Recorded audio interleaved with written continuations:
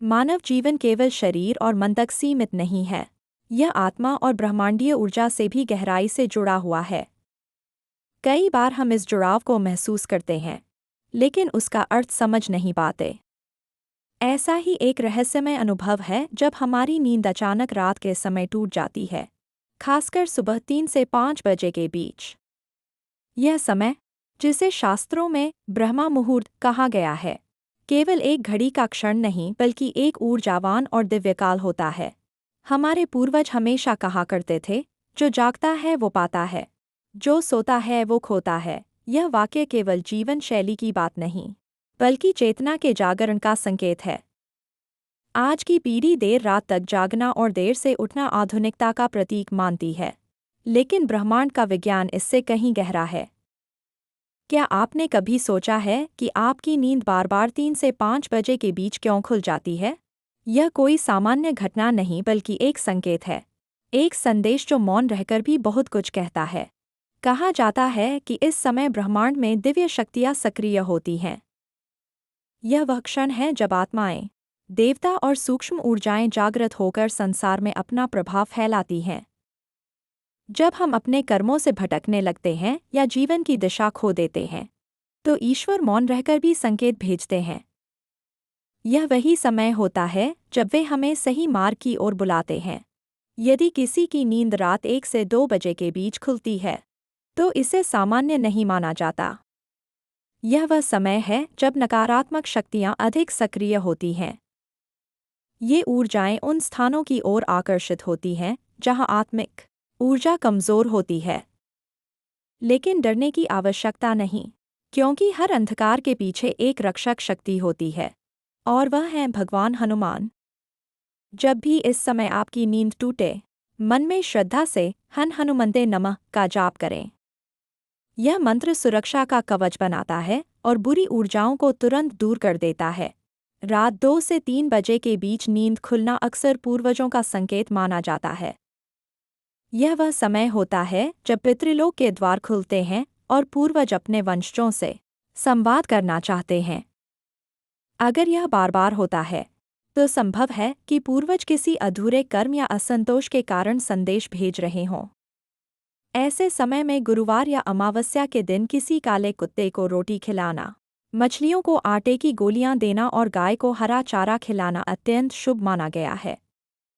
इन उपायों से पितृ प्रसन्न होते हैं और घर में सुख शांति लौट आती है।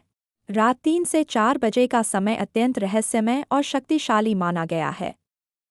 यदि इस समय नींद खुलती है, तो यह आपके कुलदेवता या कुलदेवी का संकेत हो सकता है। जब व्यक्ति अपने कुलदेव की पूजा या स्मरण करना छोड़ देता है, तो जीवन में अव्यवस्था और रुकावटें आने लगती हैं। घर में झगड़े, आर्थिक हानि या अनचाही समस्याएं इसका परिणाम होती हैं। यदि ऐसा हो, तो पूर्णिमा के दिन अपने कुलदेवता के स्थान पर दीपक जलाएं, पुष्प अर्पित करें और अपने बुजुर्गों से अपने कुलदेव के बारे में जानकारी लें। यदि सर्प या नाग आपके कुलदेव हैं, तो नागपंचमी के दिन उनकी आराधना करें। जब कुलदेवता प्रसन्न होते हैं, तो व्यक्ति का जीवन स्थिरता और समृद्धि से भर जाता है। सुबह 4 से 5 बजे के बीच का समय सबसे शुभ होता है। इसे ब्रह्मा मुहूर्त कहा गया है। इस समय यदि आपकी आंख खुलती है, तो यह ब्रह्मांड का आशीर्वाद है। यह वह घड़ी है जब पृथ्वी पर सबसे शुद्ध ऊर्जा सक्रिय होती है।